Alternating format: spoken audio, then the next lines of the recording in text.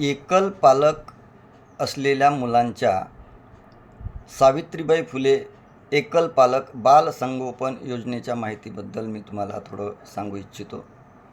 ही माहिती शिक्षक म्हणून, शाळांनी म्हणून, पालक म्हणून जर आपल्यापर्यंत पोचली नसेल तर आता ती ऐकून थोडी समजून घेऊन जर आपण त्याच्यावर थोडा प्रयोग करण्याचा प्रयत्न केला तर बऱ्याच गरजू मुलांना त्याचा फायदा होऊ शकतो.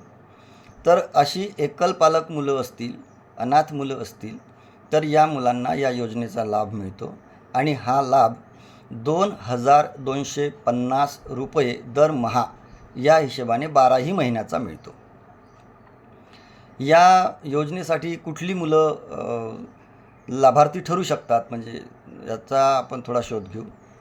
तर ज्या मुलांना एकच पालक आहे, म्हणजे आई नाही आहे, बाबा आहेत, किंवा बाबा नाही आहेत, आई आहे, आई बाबा दोनही नाही आहेत, ते अनाथ आहेत, किंवा ज्या मुलांचे पालक दोनही आई आणि बाबा दिव्यांग आहेत, त्यांच्याजवळ दिव्यांगाचं प्रमाणपत्र आहे, अशी मुलं आपल्या अवतीभोवतीची कुटुंबातली, शाळेतली, मोहल्ल्यातली, गावातली, नात्यागोत्यातली जर असतील तर त्यासाठी आपण प्रयत्न पुढे होऊन केला पाहिजे. ह्याचा जो फॉर्म आहे तो प्रत्येक जिल्ह्याच्या महिला व बालविकास अधिकारी कार्यालयामध्ये उपलब्ध आहे.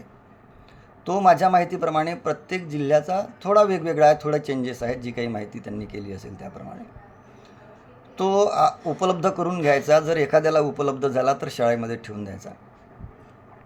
ही योजना महिला व बालविकास विभागाच्या वतीनं राबवण्यात येत असली तरी काही महिन्यापूर्वी शासनाने एक पत्रकच काढलं आणि मुलं शाळेत आहेत तेव्हा ही माहिती शाळांना जास्त आहे म्हणून अशी मुलं शोधायची, त्यांची यादी बनवायची आणि त्यांना हे फॉर्म भरण्यासाठी उद्युक्त करायचं, फॉर्म भरून देण्यासाठी मदत करायची, अशी जबाबदारी शासनाने शिक्षण विभागावर दिलेली आहे. तर आपण थोडं पुढे होऊन हे काम करू शकतो शिक्षक या नात्यानं. या मुलांसाठी कसा फॉर्म भरायचा याची थोडीशी माहिती, कुठले कागदपत्र लागतील ही माहिती आता मी थोडी शेअर करतो. ज्या मुलाला या योजनेचा लाभ द्यायचा आहे किंवा लाभार्थी ठरणार आहे त्या विद्यार्थ्याचं, त्या मुलाचं जन्मतारखेचं प्रमाणपत्र किंवा शाळेचं बोनाफाईड सर्टिफिकेट, आधार कार्ड आणि राशन कार्ड. जे पालक हयात असतील म्हणजे बाप नाही आहे, आई आहे, तर जे पालक हयात असतील त्या पालकांचं राशन कार्ड, आधार कार्ड, रहिवासी दाखला, उत्पन्नाचा दाखला आणि बँक अकाउंटचं डिटेल्स. जे पालक नाही आहेत, हयात नाही आहेत, त्या पालकाचं आधार कार्ड, राशन कार्ड आणि मृत्यूचा दाखला. एखाद प्रसंगी आईबापांचा काडीमोड झाला आहे, घटस्फोट झाला आहे, अशा प्रसंगी घटस्फोटाचं कोर्टानं दिलेला निकाल, त्याचे कागदपत्र. एखाद प्रसंगी असं असतं की एक पालक एखाद्या गुन्ह्यामध्ये अडकलेला आहे आणि त्याला शिक्षा झालेली आहे, मान्य न्यायालयाने त्याला शिक्षा ठोठावलेली आहे. ही शिक्षा जर 6 वर्षांच्या वर असेल आणि तो पालक कैदेत असेल तर त्याच्याही पाल्यांना ही योजना मिळू शकते. अशा पाल्यांनाही एकल पालक समजलं जातं, त्याला मदतीची गरज असते.